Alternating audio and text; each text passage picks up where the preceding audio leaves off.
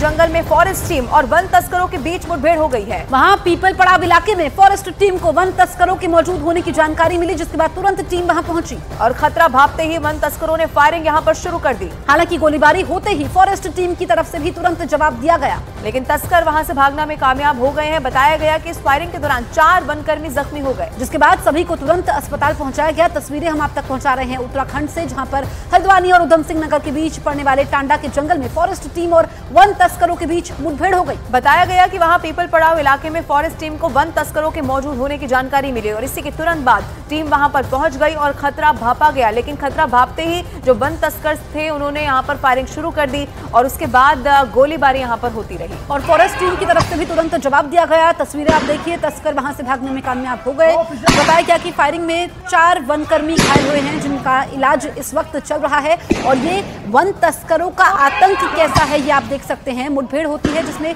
One तस्कर तो भागने में कामयाब होते हैं और वन कर्मी घायल होते हैं। शैलेंद्र नेगी इस वक्त फोनलाइन पर हमारे साथ मौजूद है। शैलेंद्र, ये तस्वीर हम देख रहे हैं, वन कर्मी बताया जा रहा है 4 ऐसे हैं जो जख्मी भी हुए हैं। इस वक्त वहां पर क्या स्थिति और क्या जानकारी आपके पास?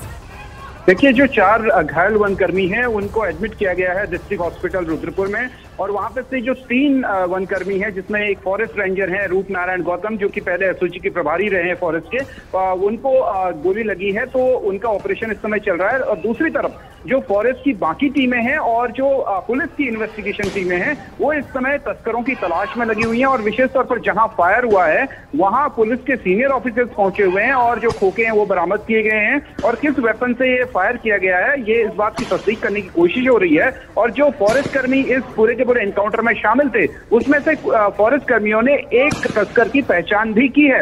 तो ऐसे में उस तस्कर के यहाँ पर छापेमारी की जा रही है, उसकी तलाश की जा रही है और साथ ही अगर उसको गिरफ्तार कर लिया जाता है तो बाकी अन्य जो तस्कर उसके साथ मौजूद थे उनको भी गिरफ्तार कर लिया जाएगा, क्योंकि जो तस्कर वहां पर थे उन्होंने सागवान के एक पेड़ को काटा हुआ था, उनके पास से आरी बरामद हुई है वहीं पे से और इसके साथ ही कुछ और अन्य हथियार भी वहां से बरामद हुए हैं, क्योंकि तराई का ये जंगल शीशम, सागवान और खैर की लकड़ी के लिए बहुत मशहूर है। उसके अलावा टाइगर और जो एलिफेंट है, जो पूरा का एलिफेंट कॉरिडोर जाता है यहाँ से लेकर के उत्तराखंड से लेकर के नेपाल के बीच का जो एलिफेंट कॉरिडोर है वो भी सब इसमें पड़ता है। तो यहाँ एलिफेंट और टाइगर्स की मूवमेंट बहुत अच्छी है, लेपर्ड की मूवमेंट भी बहुत अच्छी है। बिल्कुल, मूवमेंट तो अच्छी है। शैलेंद्र, जो आप जानकारी दे रहे हैं काफी अहम हो जाती है। जो एक तस्कर जिसकी पहचान हुई है, क्या वो आसपास का ही रहने वाला है? क्योंकि हम काफी समय से देख रहे हैं कि इस इलाके में वन तस्करों का आतंक मचा हुआ है।